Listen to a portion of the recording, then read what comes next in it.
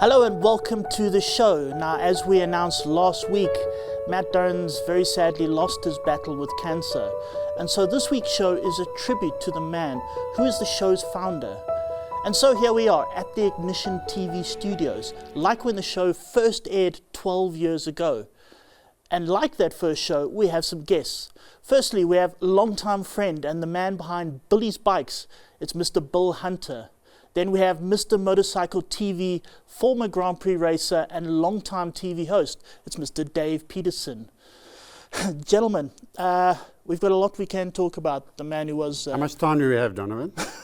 Yeah. We can go on forever about Mat Durrans. We kind of do need forever. Sadly, Ignition don't want to give us forever. But I think we want to start when Matt first came to South Africa. Obviously, he moved out here from England. I was a little teenager at that time. This was sort of mid-90s.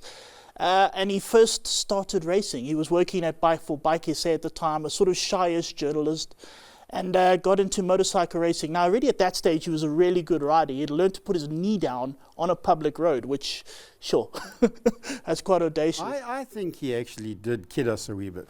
Oh, yeah? Because when he first came here, I think he might have raced already a wee bit overseas in the UK or whatever, because his first time out, he was actually quite fast. I remember that clearly. He won his first race. I mean, it was a small club race, but he went out and he won it.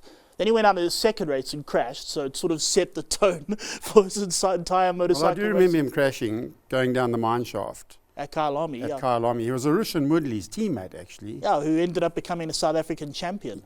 Absolutely, and his kid now in Red Bull Rookies. But Matt went down the mine shaft in front of us, and he just crashed. And I remember his bike just became part numbers. Yeah. It just splattered against the wall, and Matt stood there. Ooh, I wonder who's going to pay for this. And then eventually, he took a break from South Africa, went back to England, and he met a gentleman by the name of Bill Hunter. Bill, talk us through. I mean, how did you meet Matt? Yeah, well, I was with Superbike UK magazine, and then suddenly I got a phone call off the editor and says, "We've got this new guy here. Can you take him out and tell us if he's good enough for the job?" And I thought, well, why am I interviewing him? So Matt and I went to Bruntingthorpe Airfield, where we was top speeding with a guy called Carl Harris. Can you remember him? The race, I think he left us as well.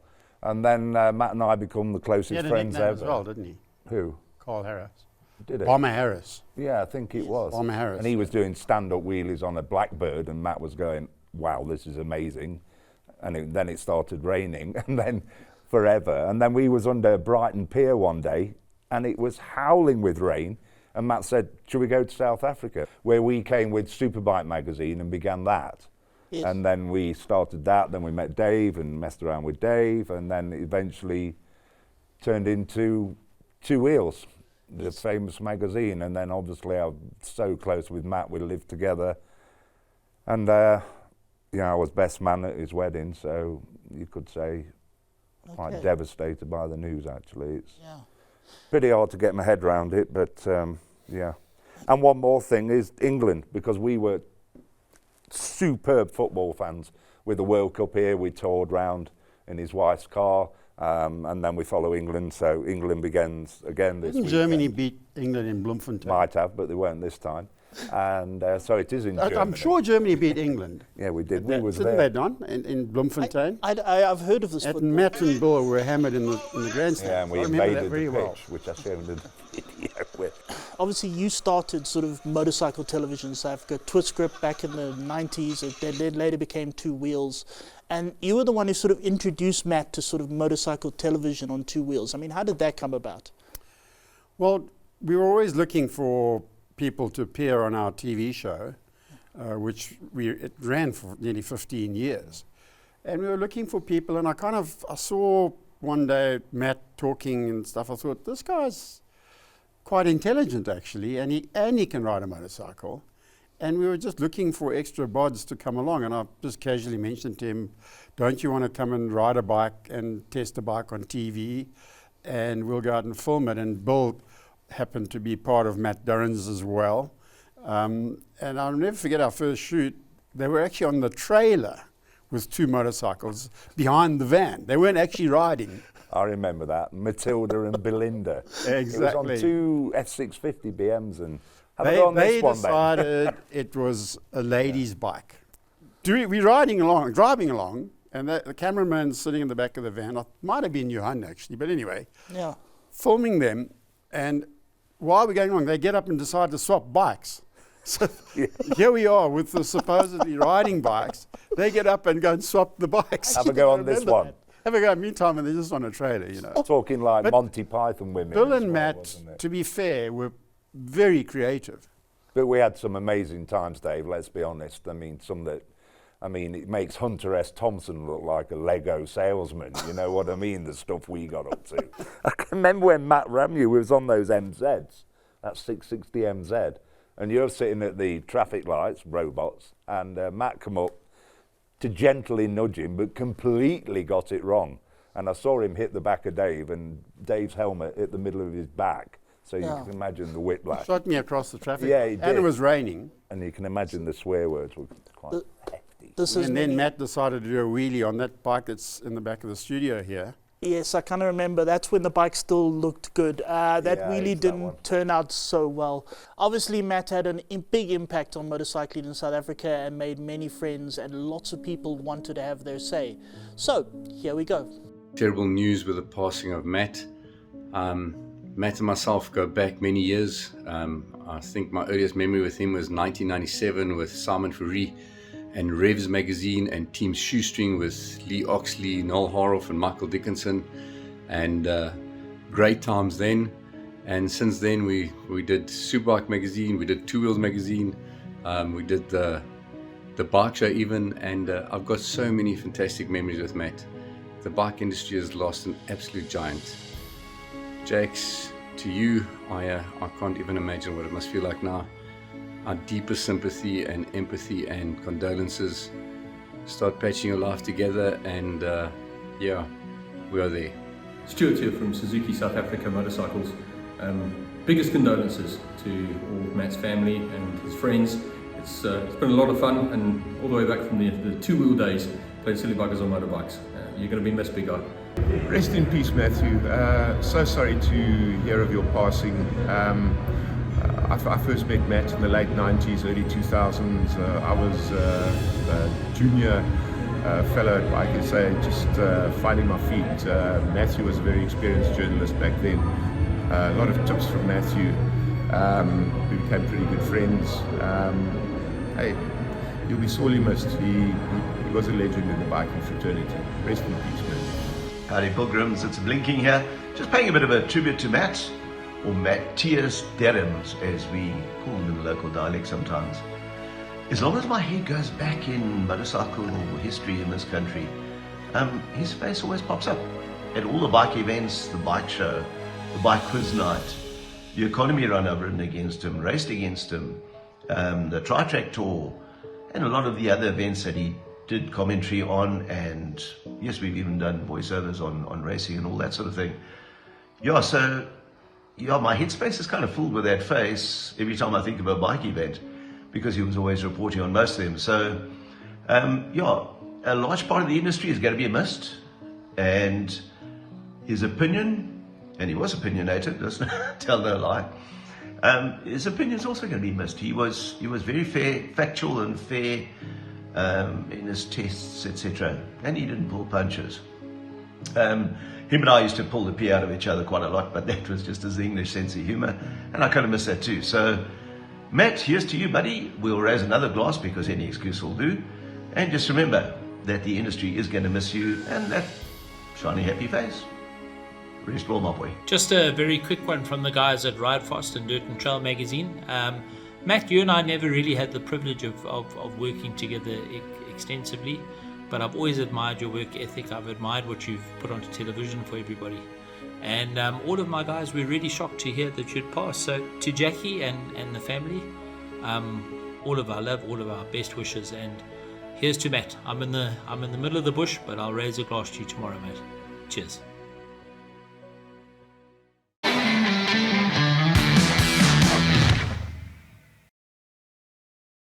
Naturally, the first episode of the bike show was more than just people talking, and the first road test was in fact by Matt.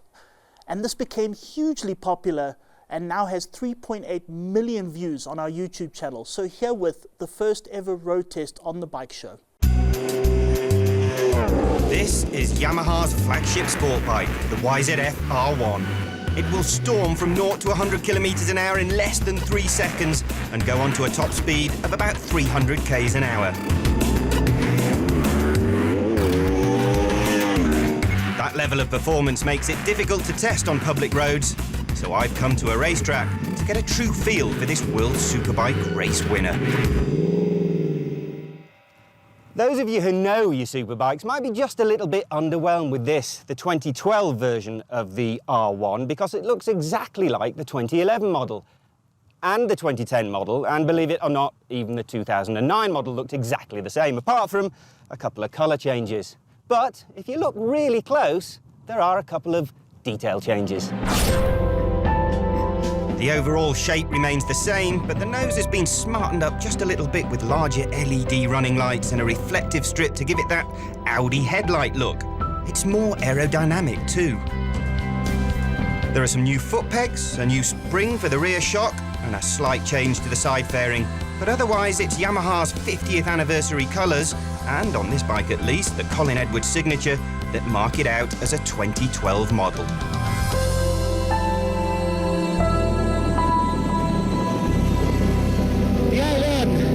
Basically got exactly the same engine that it had last year, and that's no bad thing. All it's got is an updated ECU, but you're still talking 182 horsepower claimed, and that's enough for anyone, believe me.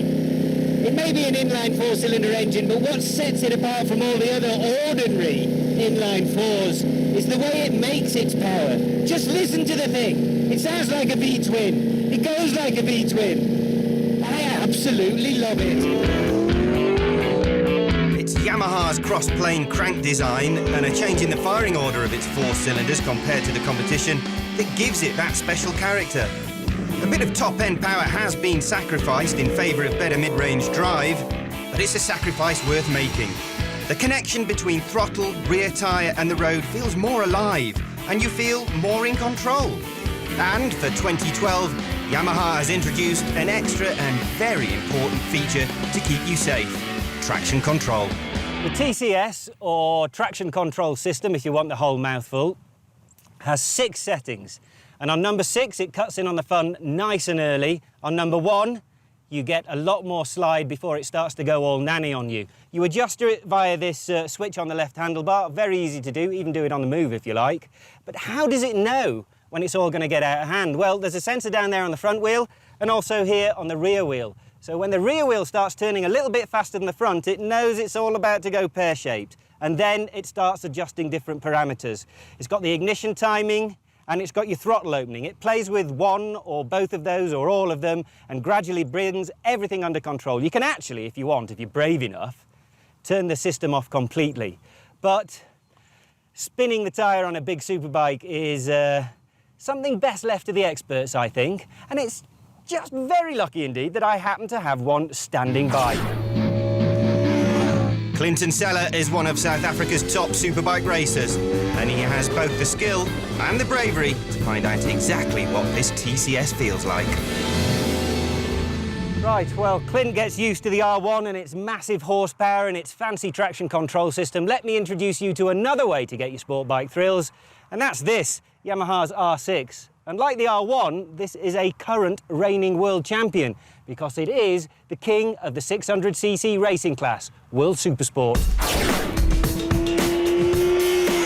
If the R1 is all about the engine, then the R6 is all about the handling.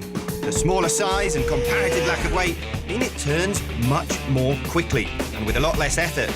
It's definitely easier to hustle around the track.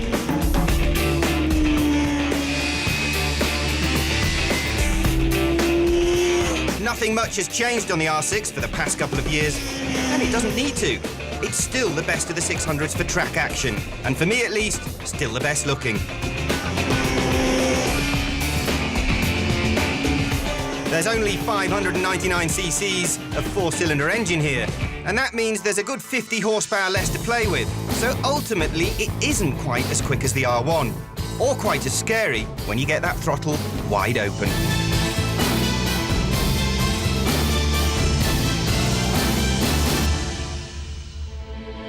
But don't make the mistake of thinking that somehow that makes it a softer option than its bigger brother. In many ways, the R6 is a more hardcore option. It's a more focused track weapon. In many ways, it's a barely disguised road racer that's been made legal for the road. Take the riding position, for instance. These clip-ons, they're much lower than they are on the R1, so you feel more plugged in. And the foot pegs, they're higher, so there's less room for your legs, but there's more ground clearance. Ah, I think I hear the return of a certain Mr. Clint Seller. Seems like he's had enough playing around out there. Loud entry, as always, from a racer. Clint's got a bit of a sweat on getting the R1 around there. What do you think? Traction control? I know you're a racer. I thought you guys didn't like traction control, but I've seen you hanging it out there. Yeah, it definitely lets you get a foot or so out just before things start getting a little bit ugly and you could maybe throw yourself down the road. But yeah, it lets you hang it out, lets you have a bit of fun, look a little spectacular, which is kind of good. Which is always nice. Yeah, exactly. I'm surprised. What really impresses me watching you is how much it lets you get away with before it chimes in again. And it's fairly consistent, is it? Yeah, it seems to stay the same every lap, which is nice because it's not like it's going to fire you out of the seat or anything. It comes back gently, which is nice. Probably a little bit better than you would do it if you shut the throttle off yourself. So I would say, all in all, it's a really good system. Hopping between these two sport bikes immediately makes two things apparent. Firstly, weight is as important as power when it comes to track performance.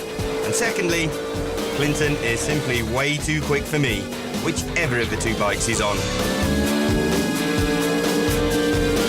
Both models are so good, in fact, you really need to be some kind of world-class racer in order to take advantage of all that these two bikes can offer. For me, I love this R1, I love the sound, I love the way it looks, but I take the R6 because it scares me a little less and I feel I can get closer to its limits. I don't even think I need to ask, but Clint, which would you have? Definitely no substitute to horsepower. I'll be going on the R1. There we go. Horsepower for the young fella, handling for the old fella. Time to swap and time to go home, I think, mate.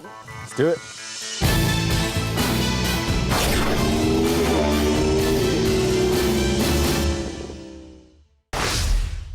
Welcome back. Now, today we are doing a tribute to the man that was Mat Durrans. We've had on the show so far, we've had Dave Peterson, we've had Bill Hunter. Now we've got a third guest, a Mr. Johan Engelbrecht. Now, Johan was the man behind the camera, behind the scenes, and behind everywhere on the bike show when it first started. And Johan, I got to ask, so before the bike show started, you were in fact the cameraman, the photographer, and the layout artist for Two Wheels magazine.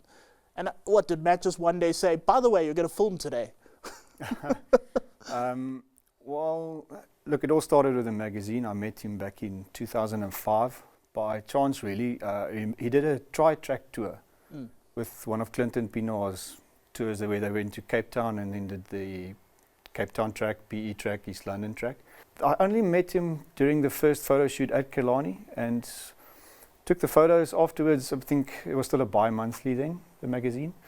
And about 2 months later, he dropped the magazine at a track day and he just said, listen, nice photos, phone me anytime for a job. And the rest is history. I think from the very next month onwards, started doing the photos.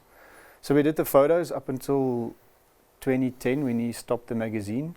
Did the website, which started off as Two Wheels and then it became Lean Angle. And then after the website, he said, okay, let's do a TV show. And he literally went, I think, a week before that film, bought a camera, bought a few onboard cameras and said, let's go and do this. Clint's booked and let's go to Red Star Raceway and go and film. I had no idea how a video camera works. I mean, he was prepared, his scripts and things were well prepared, but yeah. You still don't know how. Yeah, I still don't know. It's still on auto the whole time.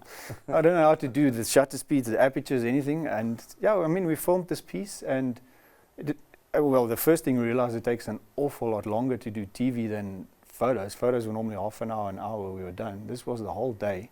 Yeah. And yeah, we finished it and put it on YouTube. I have no idea why this one specifically skyrocketed to such popular numbers. Yeah. But that was it. I mean, from there on we did TV and the rest is history. The bike show's still going and I'm glad for that because it's his legacy, his idea and his ambition to start it. And yeah, that's great news. Now, I've got to ask, I mean, the three of you worked together with him for longer than I have. I've got a bunch of funny memories. Perhaps you guys want to share some of the funniest moments with him. I know you two have already started. Johan, was there anything ridiculous in your mind that you can remember working with Mat? When I barely started at the magazine, we had one of the first shoots we had, we followed the Tshwane Metro Police bike unit through Pretoria. Yeah. And I mean, they were all very Afrikaans and very anti-Mat when we hooked up with him in the morning. But they didn't like an Englishman. No, of course not. And we did a funeral procession from somewhere near the CBD to Pretoria North. And the first couple of sections, I was pillion on the back and Mat had a V-strom. And obviously it quickly turned into a testosterone battle. These gentlemen versus Mat as to, you know, has he got what it takes to travel through these narrow streets at 200 kilometers an hour? We were allowed, obviously, I mean. And police permission. Not only did Mat keep up, he kept up on one wheel. He passed that entire unit through the first intersections on the back wheel. And I remember stopping at the traffic light. And the first thing, his name was Rassi or something, the leader, he said, "Jene, maar jy kan ry, huh?" He was so impressed with Mat riding him, and they just accepted. And we spent the whole day with him. You know, that was one of the standouts for me. Didn't you film the drunk driving thing with those police at West Bank you were the Raceway? test subject. Yes, that's the other one I thought of. Yeah, that because was one of the those crazy ideas that you came up with. Man. You were there on a Rest in peace, PW50. Mat, but that idea you came up with, it was Christmas time, hey? We should do that again. And he decided, you know, alcohol driving is a big thing over at Christmas time. And we decided to see the effects of alcohol on bike riders, how much alcohol you could actually consume before you completely lost control. And Mat took it to the extreme. We had a little racetrack that we'd made and a scooter, and we were lap timing each other. It was a PW50, the little motocross thing. And just consumed as much. And we just kept measuring the alcohol. We were doing breathalyzers the whole time. Eventually, Mat just completely missed the whole track. He just rode, rode around because he was so blotto by then. And the police were there testing us the whole time. Yeah. Guys, we haven't got that much time left. Does anybody have anything that they would like to share further on about the great man that was Mat Durrans? I just wanted to say one thing. He was particularly useless at riding adventure bikes. It was. We'd go on these launches and, you know, to Namibia, for instance. And Mat would end up sitting in the back of the X5 with the bike on the trailer. 100% hate these and I would be riding past him doing a wheelie just to rub it in, you know. Wheelie past him, look down at him like this, and he'd give me the bird. And you'd sit there, I hate this. I really hate this. I hate these bikes. I don't see the point. Let's have road stuff than wheelie and fall off. And then Bike of the Year, it became, unfortunately, a point where, and you probably agree, that it was the bike that did the best wheelie became Bike of the Year. I can remember one Bike of the Year, Johan, where Ross Garvey from Honda won Bike of the Year with their CBR 600 Honda, and we had a framed picture. So Mat went to present it to him, tripped over and smashed it over his head. Can you remember? And cut Ross's head open, the top man from Honda. Yeah. Tremendous stuff, It's typical Mat. Looking at this picture behind us actually gives me a lump in my throat. You know, I miss the lad. I'm glad I got to spoke to him a couple of weeks ago while he was in France. Really glad he got to go there. It was one of his big promises to Jacqueline to, you know, get her a place in the south of France. But I mean, he always looked out for me. He always made a plan for, you know, making sure I was okay. And, you know, there was money at the end of the month. It was sometimes a mad scramble. It's not a particularly wealthy industry, the bike industry. And he was a great mentor. We were great friends. I miss him terribly, and you know, the thought of him not being here. But I'm so glad that he's built the magazine, built the show, and it's still going. Really glad for him, and we're going to miss him. There we have it, good people. A tribute to the great man who contributed so much to motorcycling in South Africa. Thank you hugely to our guests, Bill, Dave, Johan. As for the viewers, we will see you again next week for The Bike Show.